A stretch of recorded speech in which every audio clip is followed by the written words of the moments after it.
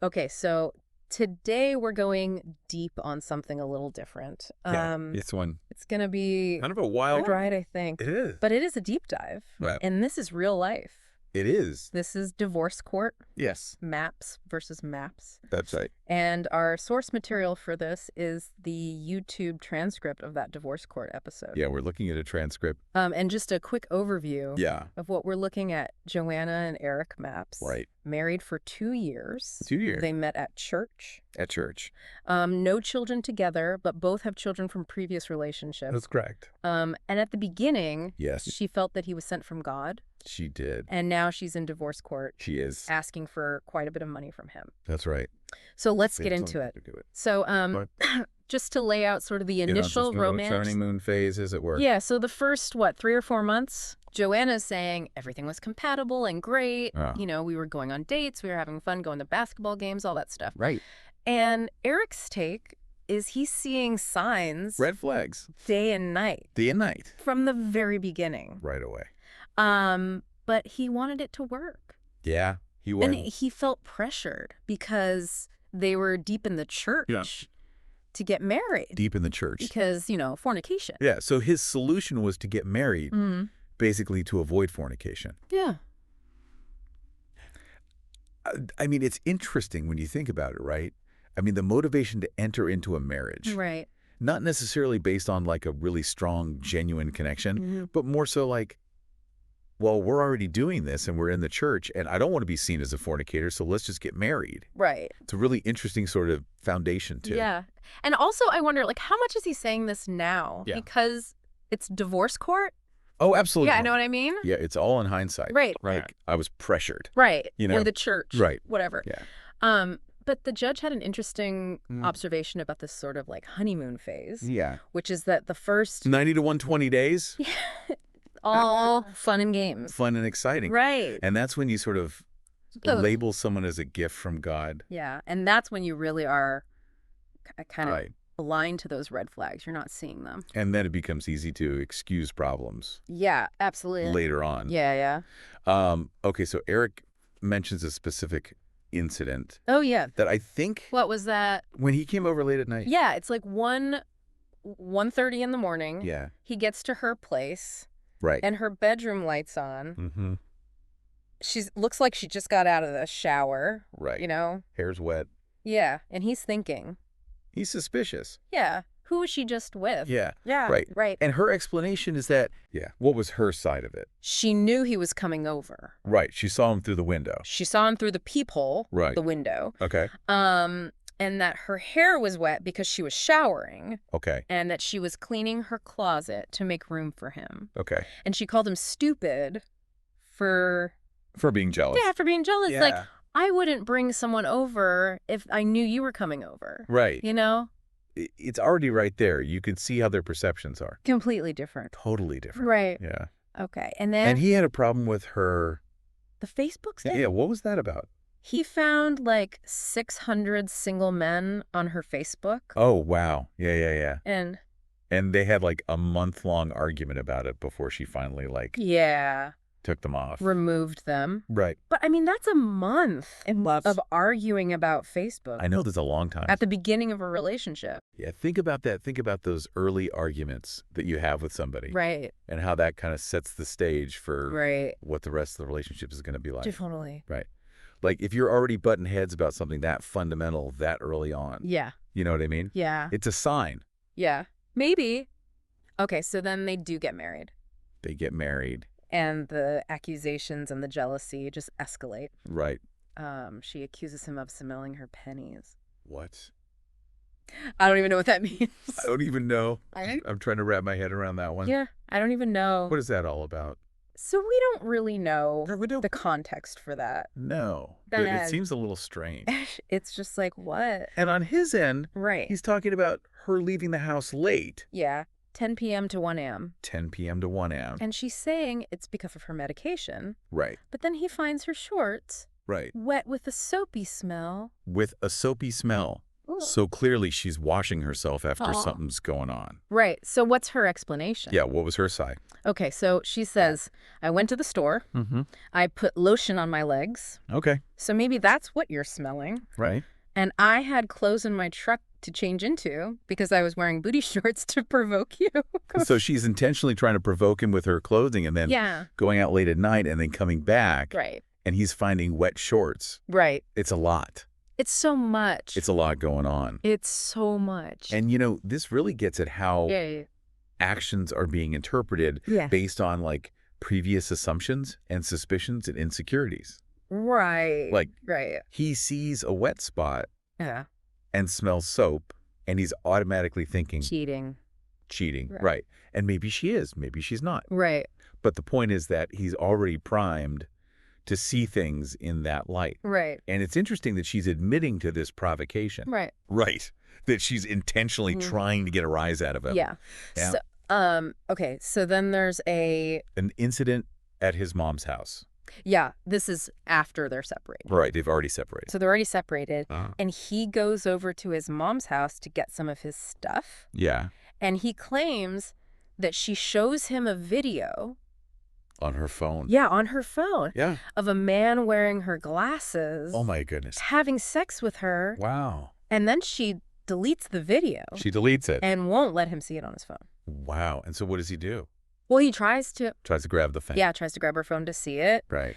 And her reaction to all this is she starts cursing at him. Calling him names? Yeah, she calls him Bastard Carl Reynolds. Wow. And hits his car. Hits his car. Yeah. How hard? Bashes it. She bashed it. Yeah. Like really went at it. Yeah. And then circles it twice. Oh my gosh. Like driving around it. Wow. Hitting it. Wow, that's intense. Yeah, her explanation is that Yeah. She's just fed up with being accused of things she didn't do. Okay. And that she paid for the wedding and the honeymoon. Oh, so she's bringing up money now. Yeah. Oh, wow.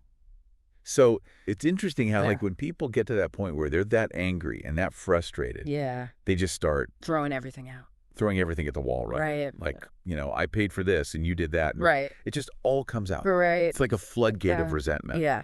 Wow. Okay, so the car's bashed. Car's bashed. There's yelling. Yelling. What happens next? Okay, so then we get to the lie detector test. Lie detector test. Now, Eric says she suggested it. Okay. And he predicted she would fail. Oh, he knew. Yeah. Knew it.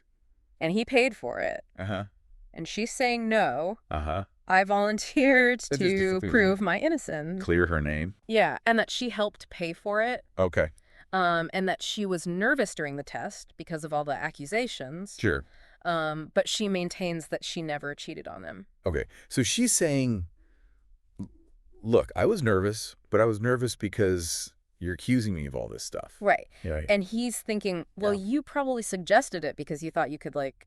manipulate it somehow? Yeah, calm yourself down or take something to... Right.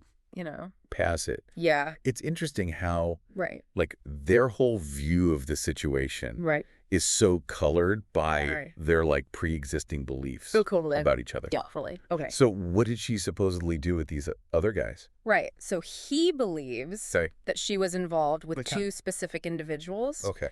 And he claims that he spoke to one of these individuals, and that individual said, oh, yeah, I can have her whenever I want. Wow. So he's saying he talked to the guy, and the guy's like, oh, yeah, she's eating. Yeah, and she, of course, is saying... It's not a lie. That's a complete lie. That didn't happen. Yeah. Right. And it's his word against hers. Right. But what's fascinating to me is that he's willing to believe this other guy over his own wife. Right. You know what I mean? Like, that's how deeply ingrained his distrust is. Right. Right. And then there's this videotape. Oh, yeah, the videotape. This is another piece of evidence. Okay, so he claims to have a videotape of another man in her bed. Okay. And his description is that he was on a video call with her. And he sees her move over in the bed. Like to make room. Yeah, like she's making room for someone. Oh, wow. But he admits that the footage is shaky and it was taken with another phone. So it's not great footage. Yeah. But to him, it's enough. Right. You know what I mean? Right. Like it confirms his suspicions. Right. And so she's like, no. Yeah. What's her explanation? I was marinating ribs that day. Oh. and I was videotaping you to see if I was doing it right. Uh-huh. And he's like, well, why would you videotape me if there was someone else there? Right. And why would you be all lovey-dovey with me on a video call Right. before going to see another guy? Right. And again, it's like he's seeing what he wants to see. Right. You know? Hope It's not. like he's already decided what's happening. Right. And he's interpreting everything through that lens. Yeah. Okay, so now she's also asking for $1,500. $1,500 back for the honeymoon. For the honeymoon. Because she wanted them to have a good time. Okay, so she's saying, look, I spent this money. Yeah. I wanted us to have a good time. Right. Give me my money back. Yeah. Interesting. And she's saying, look, I still love him. Oh, wow. But I feel degraded. Huh. My self-esteem is so low from all of this. Because of his jealousy. His jealousy has killed my soul.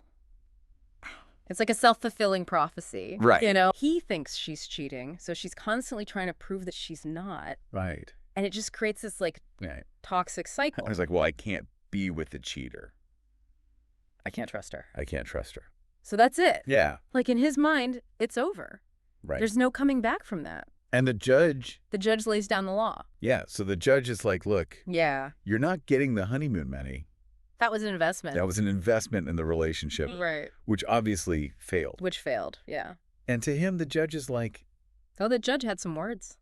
You blew it. Yeah. Because you were afraid of looking bad. Mm-hmm. And you created this false narrative in your head. Right. And then everything she did was seen through that lens. Yeah. So the judge is saying that he basically created this reality in his head. That wasn't true. That wasn't necessarily true. Right. But he made it true. Right. By believing it. Right. It's powerful stuff.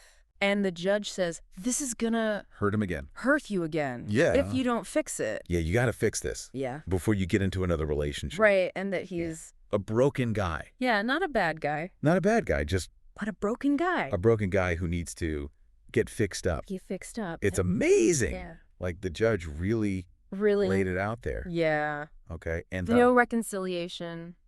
No reconciliation. Court adjourned. Court adjourned. That's it. That's it. Wow. Yeah.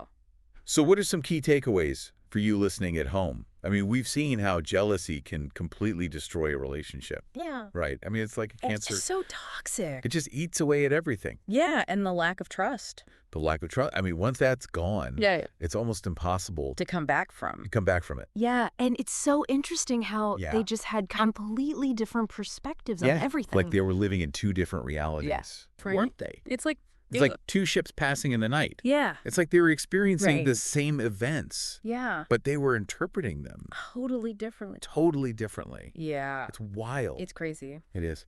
So yeah, I mean, what do you think people should keep in mind? Yeah. What do you think people should keep in mind? When they're thinking about trust in a relationship. Yeah. Like how do you build that trust and how do you maintain it? Right. And how do you deal with your own insecurities? Yeah. Because clearly... he had a lot of insecurities. Right. And they kind of manifested in this like really destructive way. Yeah. And so I think, you know, this is an extreme example. Oh, so I think a lot of people, you know, can probably relate to some of these feelings of insecurity. Of jealousy and possessiveness. Yeah. And like, how do we not let those things take over? Yeah, how do we manage those emotions in a healthy way? Right. So that we don't end up bashing someone's car. And ending up in divorce court. Right. Right. So, yeah, food for thought, everyone. Food for thought. Thanks for joining us on this deep dive. It's been real. We'll see you next time. See you later. Bye.